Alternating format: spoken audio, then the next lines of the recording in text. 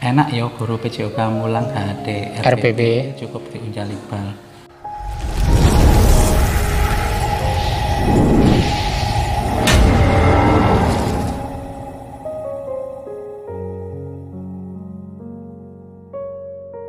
Bismillahirrahmanirrahim. Bersama channel Gung Liwang Liwung, mari kita ngobrol santai, sinau bareng ya. Kita berbicara dengan kesadaran, memasuki kekosongan dan ruang-ruang sunyi di dalam batin kita. Saya doakan yang melihat channel ini tetap diberi kesehatan, barokah rezekinya, dan diberikan keturunan yang soleh solihah tentunya, amin.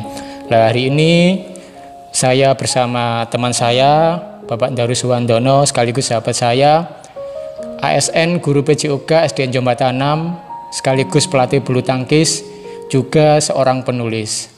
Saya kemarin diberi buku ya, buku perdana beliau.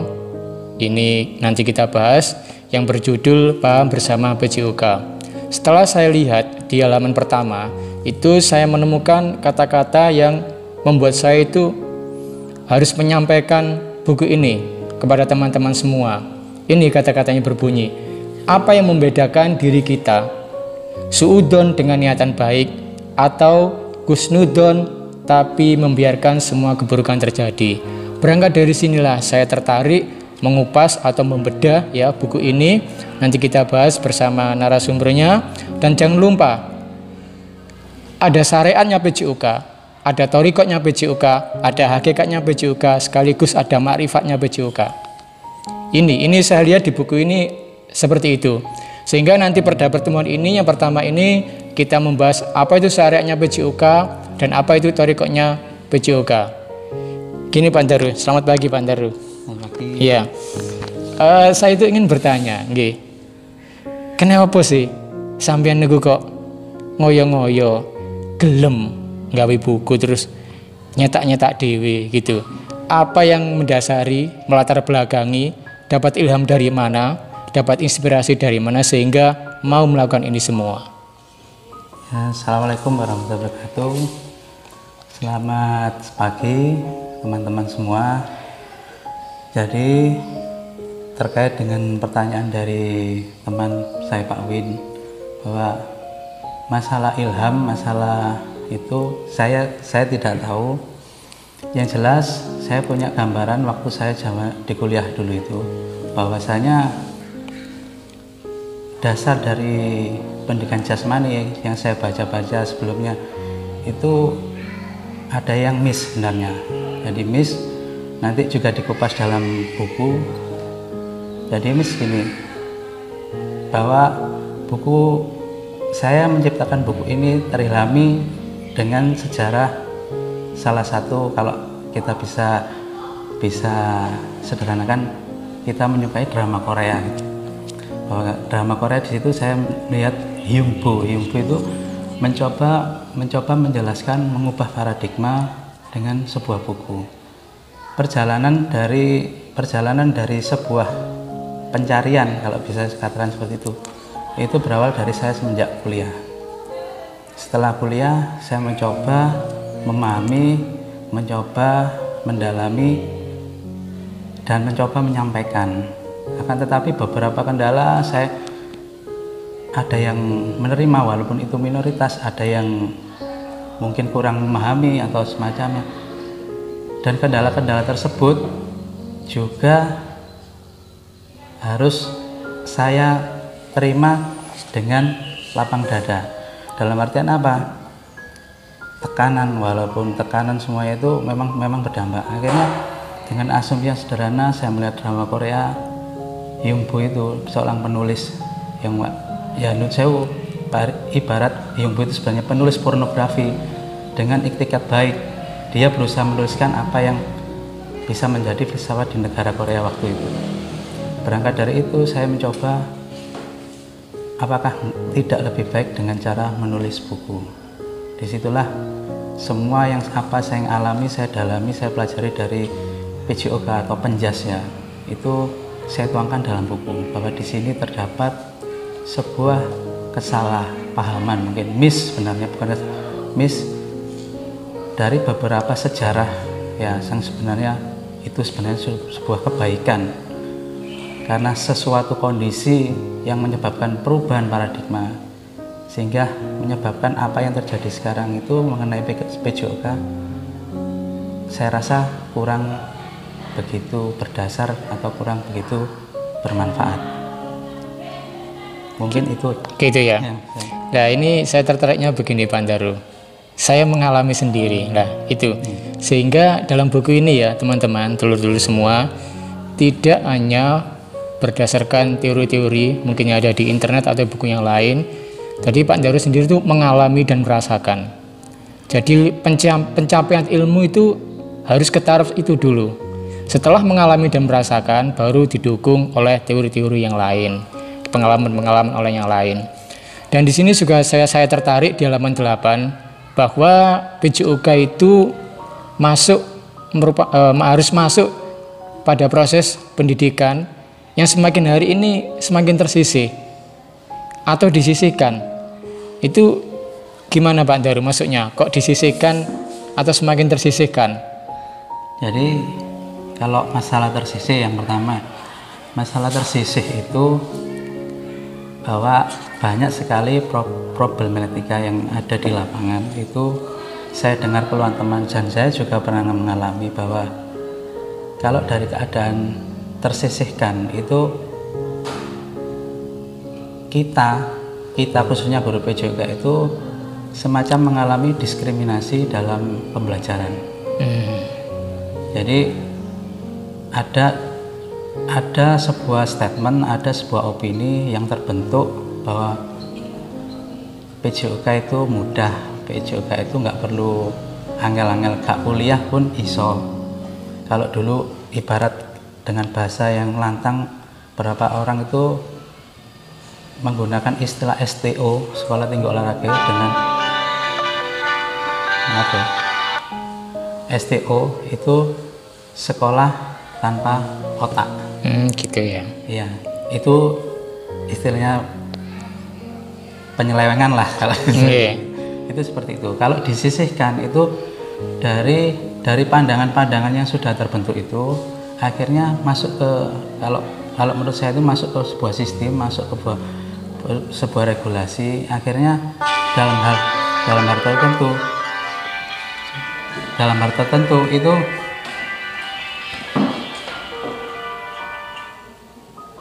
semacam disisihkan. Kalau gitu ya. Disisihkan Berarti, dalam artian misal jam dikurangi untuk kelas 3 atau kelas 6, yang sebenarnya kalau menurut saya esensi PJOK dalam kehidupan itu sebenarnya sangat penting kalau dilihat dari gitu ya. Termasuk berarti dientengno ya, kan gitu ya. Kan enak yo guru jadi guru penjas, gak usah gawe RPP, muridnya diuncali bal, guru ngiyi pambe rokokan, kan gitu ya. Itu ya. Ya oke. Itu maksudnya disisihkan atau tersisihkan. Memang banyak orang yang beranggapan bahwa PJOK itu tanpa memiliki latar belakang pendidikan pun ala iso rek ngulang PJOK kok arek duncali bal voli ngono gurung dengok-dengok.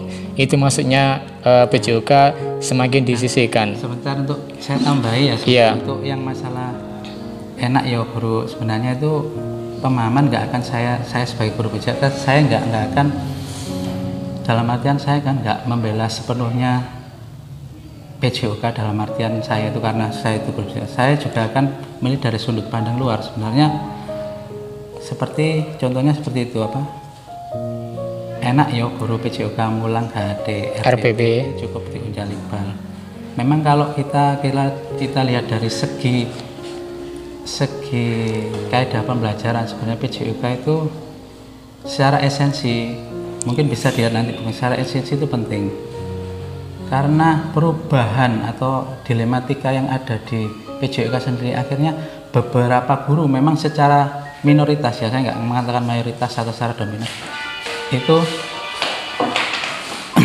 menganggap PJOK akhirnya seperti itu. Dan pembelajaran PJOK yang seperti itu cenderung diamini gitu oleh murid gitu. Bahwa seperti jam kosong atau pembelajaran yang bebas yang mungkin disukai oleh murid. Dan parahnya lagi guru PJOK mengamini juga gitu. Bisa saya bayangkan seperti ini, bisa saya gambarkan seperti ini. Kita membuat onde-onde, kita membuat sebuah onde-onde. Bahan dari onde-onde bukan untuk membuat onde-onde. Cara membuat bahan bukan cara membuat onde, resepnya bukan onde-onde, tapi hasilnya onde-onde. Itu yang terjadi gitu ya. Mungkin penjelasan berikutnya akan saya kupas lebih dalam. Oh gitu ya, oke. Terus gini Pak Daru ya, selama ini PJOK itu kan orientasinya kan juara itu, jadi menang dalam kompetisi. Nah itu gimana sebenarnya? Jadi orientasinya itu sementing anak itu sehat dan bugar, atau memang harus punya prestasi tertentu yaitu menjadi juara? Gimana? Jadi gini, untuk kalau kita bicara tentang pengetahuan, tentu kita kan juga memakai kurikulum, bahwa di sebuah kurikulum itu ada hierarki tatanan, bahwa sebelum menguasai kompetensi di atasnya, kita harus menguasai kompetensi yang memang mendukung untuk hal itu.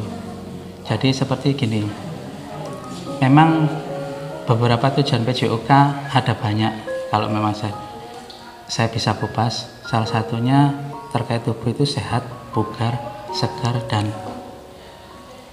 prestasi. Mungkin itu arahnya. Jadi prestasi adalah tujuan akhir sebenarnya, kalau bisa katakan seperti itu.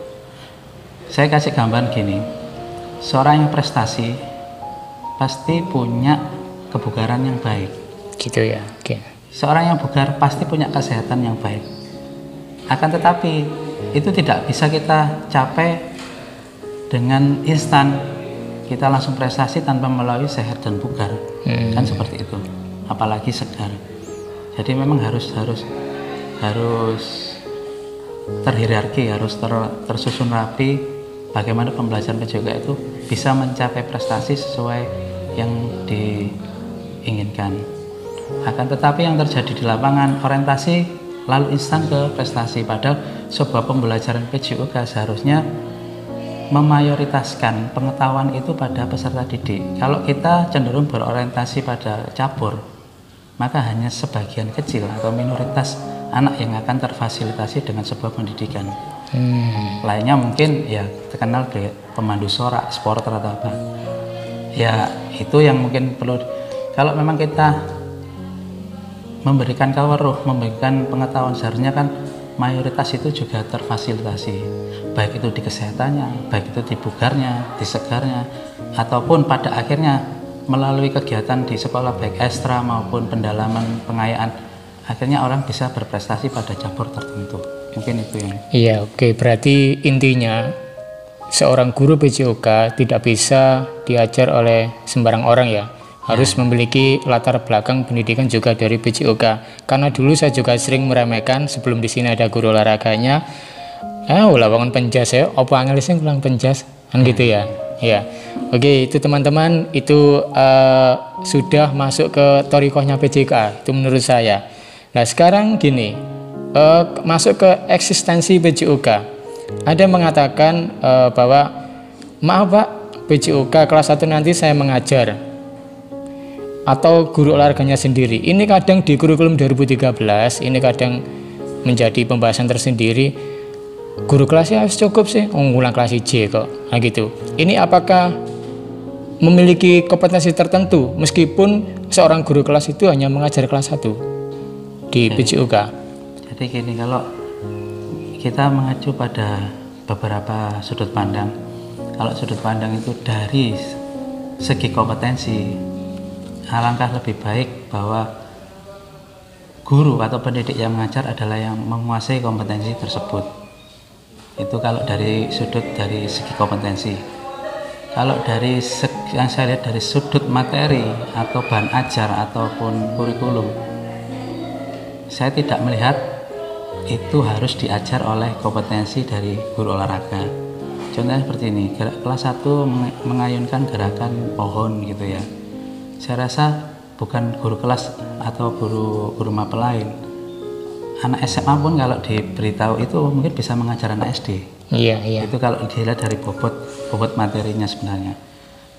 Jadi kalau dari kompetensi, saya cenderung lebih baik diajar oleh guru PJOK. Tapi kalau dia dari bobot bebet materi, kualitas materi ataupun yang harus ditekankan pada materi itu saya rasa masih kurang untuk PJOK, karena sebenarnya harus didalami atau dipelajari mungkin lebih baik.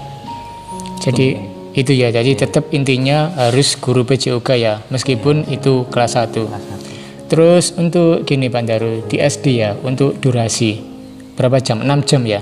6 jam. Ya. 6 jam itu dirasa per kelas 4 jam. Oh, 4 jam ya. Ya. Itu dirasa cukup atau kurang sebenarnya kalau menurut K13 itu sendiri? Kalau untuk kurikulum sekarang, kurikulum yang ada mungkin cukup. Tapi kalau ya saya ibarat kita beralih ke paradigma untuk sehat, bugar, segar dan prestasi, mungkin saya rasa kurang. Gitu ya. Saya rasa kurang. Karena pendalaman juga perlu dilakukan pada anak-anak. Jadi kita harus berorientasi tidak anak itu disuruh sepak bola, tapi kita harus memang kalau anak itu hobi sepak bola, apa yang harus dilakukan jika dia ingin menjadi seorang pemain sepak bola. Kita akan memberikan sebuah pengetahuan. Jadi secara sadar, secara legowo, intelektual, anak itu akan menjadi sebuah personal yang memang siap untuk diri sendiri mencapai prestasi. Gitu ya. Berarti intinya untuk di PJOK itu yang dibangun itu adalah budaya, iya, budaya. Terus gini, soal keberlanjutan PJOK. Kalau di SD kan Pak Daru tadi intinya kan sehat, bugar itu ya. Untuk kelanjutannya di SMP, apakah bisa difokuskan anak itu misalnya nanti fokus ke cabang olahraga apa gitu sehingga meraih prestasi tertentu, gimana itu? Ya, kalau kita lihat hierarki ya, jadi penyederhanaan pengetahuan itu kan penting. Dalam artian bukan disederhanakan secara esensi substansialnya, tapi penyederhanaan penyampaian dari materi atau dari kompetensi itu. Saya kasih contoh seperti ini. Kalau kita belajar kalau nggak salah itu di KD kelas 1 itu kita belajar gerak lokomotor. Kalau secara teori, secara pengetahuan itu akan lebih sulit sebenarnya. Gitu ya. Iya. Tapi kalau praktek itu lebih mudah. Jadi lebih mudah, anak tinggal melihat atau apa. Kalau kita bicara mendalami mengupas tentang lokomotor itu saja sangat-sangat sulit sebenarnya. Itu untuk tataran SMP. Jadi mungkin alangkah lebih baik kurikulum itu juga disesuaikan sebenarnya. Misalnya saya kasih contoh seperti ini. Untuk kelas 1 ajari aja permainan, atau kalau kesehatan ajari bagaimana cuci tangan yang baik, bagaimana cara gosok gigi yang baik, seperti itu. Media-media dia untuk mencapai kesehatan, kebugaran, misalnya kalau sehat dia akan cuci tangan dengan baik atau gosok gigi. Kalau dia ingin mencapai bugar dalam arti mungkin dia akan cenderung ke permainan tertentu. Kita bisa mengajarkan permainan apa, permainan gitu ya. Esensi dari permainan itu kalau sekolah dasar kan nggak cenderung ke pengetahuan aja, ke karakter anak atau apa, itu mungkin yang lebih ditekankan sebenarnya. Oke. Terus gini Pak Daru, semasa Pak Daru dulu kuliah, kalau dikaitkan dengan era digital seperti ini, seharusnya kompetensi apakah yang harus dikembangkan oleh seorang guru PJOK, atau memang dari kurikulum dari LPTK tersebut yang harus dirombak? Gimana itu sebenarnya kalau guru PJOK di era digital seperti ini? Jadi gini, kalau mengatakan dirombak sebenarnya saya bisa menyatakan kurang sesuai. Kalau kita bicara kita perbaiki, kita fixkan, itu mungkin lebih baik itu ya. Jadi berupa kurikulum, kalau menurut saya secara pribadi memang bukan kurang baik sebenarnya, tapi kurang teraplikasi di masyarakat. Dalam artian kurang bermanfaat. Dia diajarkan gerak, tapi gerak untuk apa? Kan anak kurang tahu. Bahkan kalau bisa kita mengajarkan pengetahuan ke anak itu teraplikasi untuk dirinya sendiri, untuk masyarakat, bahkan mungkin untuk bangsa negaranya, kan mungkin seperti itu. Ya, jadi intinya asas kebermanfaatan ya, itu ya. Sebenarnya. Gitu. Kalau dilihat dari kurikulum, saya melihat sangat-sangat mungkin kalau dari pengetahuan sih saya bisa mengatakan standar, tapi kalau dari kebermanfaatannya mungkin masih kurang seperti itu. Oke. Apalagi di kemajuan zaman yang seperti ini. Terus itu apa soal rekrutmen? Kompetensi apa sih sebenarnya yang harus dimiliki oleh guru PJOK? Rekrutmen guru PJOK di era seperti ini, terutama khususnya di guru SD, harus memiliki prasyarat apa? Itu Pak Daru. Kira-kira apa? Untuk masuk ke LPTK. Untuk masuk menjadi guru, menjadi gurunya, Jadi, guru PJOK. Rekrutmen misalnya CPNS atau gimana itu harus memenuhi prasyarat apa sih sebenarnya? Jadi gini, kalau kita kembalikan ke masalah rekrutmen atau semacamnya, ada kompleksitas yang sebenarnya harus dibenahi dulu sebenarnya. Salah satu contoh gini, tentang menyinggung LPTK. Bahwa di LPTK itu sendiri, saya juga dalam pengalaman saya, entah sekarang sudah berubah atau belum, dalam pengalaman saya juga kurang terfokuskan pada untuk mengembangkan atau memberdayakan peserta didik, dan cenderung pada LPTK tentu masih berorientasi pada kecaburan. Itu umumnya seperti itu. Dan kalau masalah rekrutmen di CPNS itu kan terkait dengan perekrutan yang dilakukan oleh pemerintah setempat. Iya. Yang regulasinya sendiri saya juga harus menyinggung sendiri bahwa regulasinya juga masih belum jelas. Bahwa salah satu contoh, ada beberapa guru dengan daftar dengan titel atau sarjana olahraga harus tereliminasi pada waktu dia menjadi calon CPNS ya. Dia sudah lolos tes tapi secara administrasi dia gagal.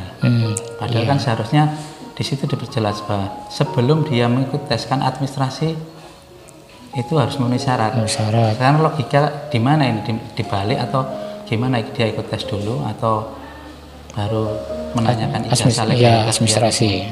Tapi kalau kita lihat dari secara kompetensi, seharusnya materi tes yang sudah terlewati, yang sudah lulus itu kan terwakili dengan dia ikut tes dan lulus kalau bicara kompetensi.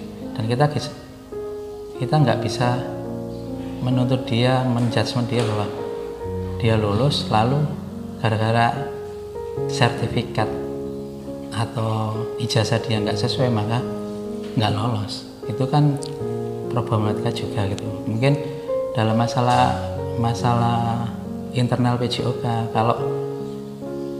kalau memang itu disesuaikan dengan kaidah, sebenarnya kan banyak terjadi pergeseran sebenarnya. Tapi saya juga menyadari hal itu karena itu adalah dampak dari paradigma lama. Oh gitu ya. Paradigma lama yang mungkin sebenarnya juga miscommunication atau mismemahaman. Itu ya. Ternyata jadi guru PJOK itu tidak mudah ya. Saya bayangkan kok kayak gampang ya guru PJOK diulang ngono ya. Terakhir Pak Daru, kesimpulan. Ini di buku ini ada judul namanya Shift PJOK. Ini terakhir kesimpulan dari Pak Daru sebelum kita akhiri, monggo Pak. Jadi kenapa saya tulis di situ, salah satu subnya adalah Shift PJOK. Secara esensi sebenarnya itu bukan menyelamatkan PJOK sebenarnya, tapi menyelamatkan kita semua dari apa? Dari dampak sebenarnya, dampak dari beberapa hal seperti paradigma lama, dampak dari kemajuan zaman, adanya gadget dan semacamnya. Jadi dengan kaidah sebenarnya bahwa PJOK harus datang memberikan manfaat, memberikan pengetahuan. Setiap pendidik akan memberikan sebuah kompetensi yang akan bermanfaat sebagai masyarakat Indonesia seutuhnya. Kalau bisa dibilang PJOK ranah dimensinya adalah ranah fisik. Maka kita tidak hanya melatih fisik, kita memberikan pengetahuan sehingga anak didik secara sadar, aktif, berintelektual, ya, berpengetahuan untuk mencapai kesehatan kebugaran diri sendiri atau bisa secara teraplikasi bagi keluarga dan masyarakat. Harapannya seperti itu. Ibarat saya gini, kenapa saya PJOK juga, bahwa PJOK harus diselamatkan, karena kalau kita lihat dari dilematika guru PJOK sendiri yang disisihkan dan tersisihkan secara sistem, maka saya akan membuat peribahasa seperti ini. Wong gak dipercaya, wong wis tersesat, wong wis salah paham, bagaimana bisa memberikan yang terbaik bagi peserta didiknya. Makanya dengan buku ini besar harapan saya semua itu dapat kita buka, kita bedah, kita sharing, kita saling legowo untuk menyelamatkan PJOK dan untuk kelanjutannya bisa menyelamatkan kita semua. Mungkin itu. Iya. Gini teman-teman ya. Berarti saya melihat dari paparan dari Pak Daru tadi bahwa PJOK juga merupakan bagian dari ilmu agama. Di situ ada menjaga kesehatan, menjaga kebugaran dan seterusnya. Oke teman-teman, itulah pembicaraan saya dengan Pak Daru ya. Ini sesi pertama. Nanti ada sesi kedua. Kita ini sudah membahas syariatnya PJOK, tarikatnya PJOK. Nah, nanti di seri kedua kita akan berbicara tentang hakikatnya PJOK sampai kita bermakrifat tentang PJOK. Makrifat itu maksudnya asalnya tidak tahu menjadi tahu. Nanti juga ada hakikatnya atau esensi atau substansinya. Sehingga bagi teman-teman mungkin ada yang berminat buku ini ya, silakan menghubungi nomor di sebelah ini ya. Dan gini teman-teman, ini bukan kebenarannya sejati. Ini bukan kitab suci. Sehingga tidak ada perlu diperdebatkan, tapi perlu didiskusikan bersama demi kebaikan kita bersama. Semoga bermanfaat. Akhirul kalam. Wassalamualaikum warahmatullahi wabarakatuh.